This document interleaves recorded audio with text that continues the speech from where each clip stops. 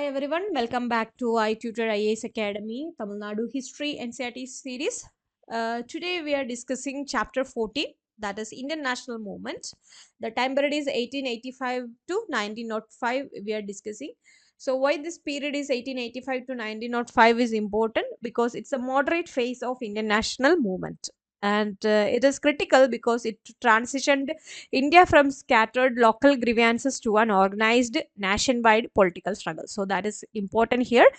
And Dadabhai Naoroji, Gopal Krishna Gokhale, and Surendranath Banerjee era laid the intellectual and organizational foundation for India's eventual independence. So that is important here. And more importance are, one is foundation of the Indian National Congress, that is on 1885, and the creation of the Indian National Congress provide the first permanent national platform for Indians to discuss political, social and economic issues regardless of caste or religion. Next is economic critique of British rule, that is drain of wealth theory by Dadabhai Naoroji, and political training and awakening, and constitutional success, and their method of prayer, petition and protest, that is 3 Ps, were slow. They achieved the Indian Council Act of 1892, which increased Indian representation in legislative council, and invention of national identity, and the transition to radicalism, that is on 1905. The phase culminate 1905 with the partition of Bengal, which served as a catalyst for more assertive nationalist tactics, that is extremist phase and the Swadeshi. Okay, so this is moderate phase. That was then after 1905, that was an extremist phase. Okay, and main leaders are Dadabhai Naoroji, Gopal Krishna Gokhale, Surendranath Banerjee, W.C. Banerjee, etc. And would and after we will discuss further. And first one is factor promoting the growth of nationalism. Okay, so this is the starting phase of nationalism. The following causes are responsible for the origin and growth of nationalism in India. One is political unity.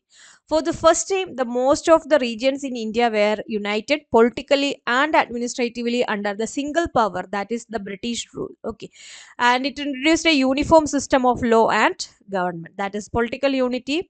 And next is development of communication and transport. The introduction of railway, telegraph, postal service and construction of road and canals facilitated communication among the people. So all these brought Indian nearer to each other and provide the facilities to organize the national movement on an all India basis. And the next is English language and the Western education. The English language played an important role in the growth of nationalism in the country.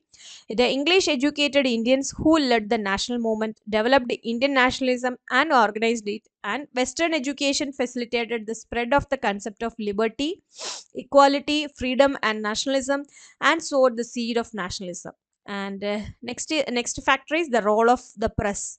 The Indian press, both English and vernacular, had also aroused the national consciousness. And next is social and religious movement of the 19th century.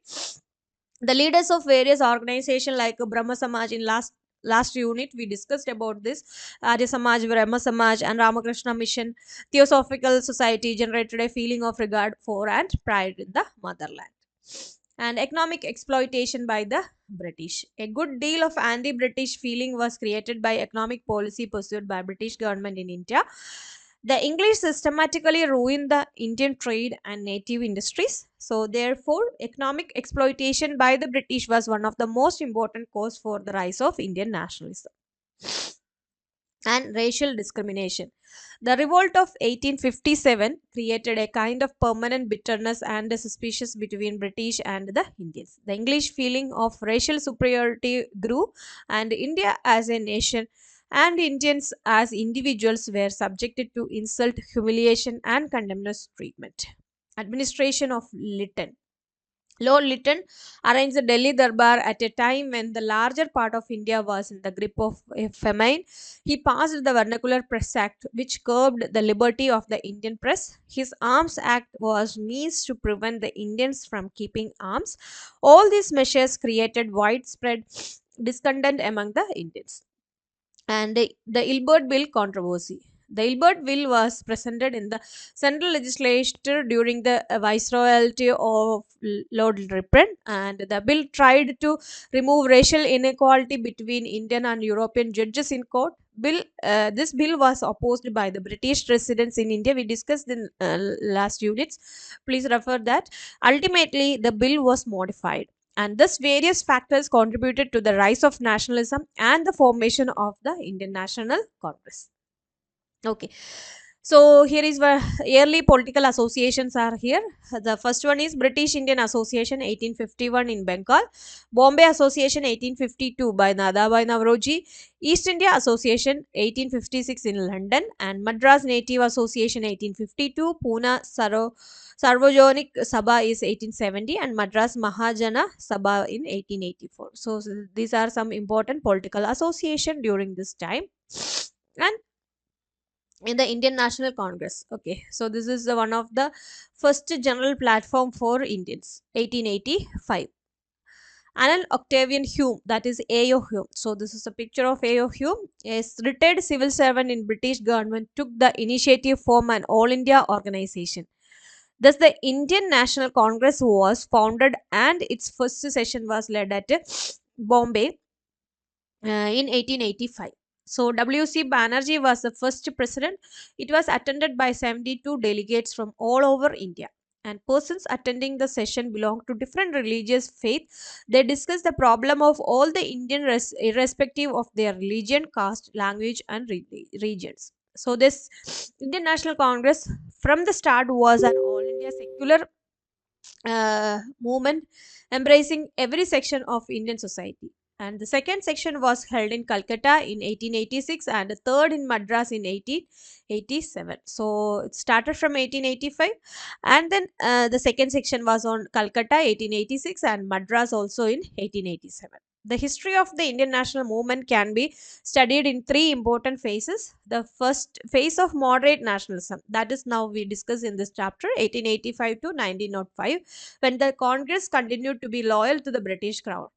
And the second, the year 1906 to 1916 witnessed Swadeshi movement, rise of militant nationalism and home rule movement.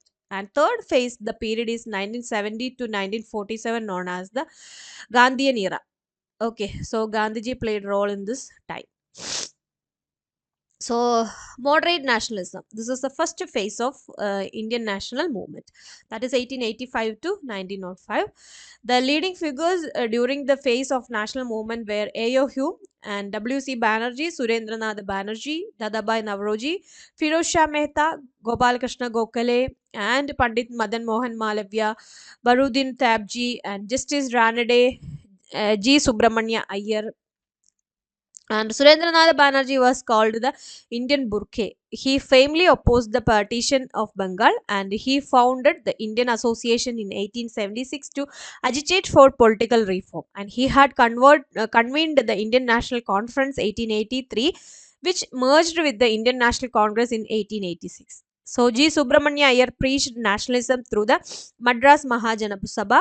He also founded the Hindu and Swadesh Mitra, and Dadabhai Navroji was known as the Grand Old Man of India, and he is regarded as India's unofficial ambassador in England, and he was the first Indian to become member of British House of Commons. Okay, and Gopal Krishna Gokhale, so here is picture of Gokhale, was regarded as the political guru of Gandhi, and in 1905 he founded the Servants of Indian Society to train Indians to dedicate their lives to the cause of the country. For a few years, the Congress enjoyed the patronage of the British administration.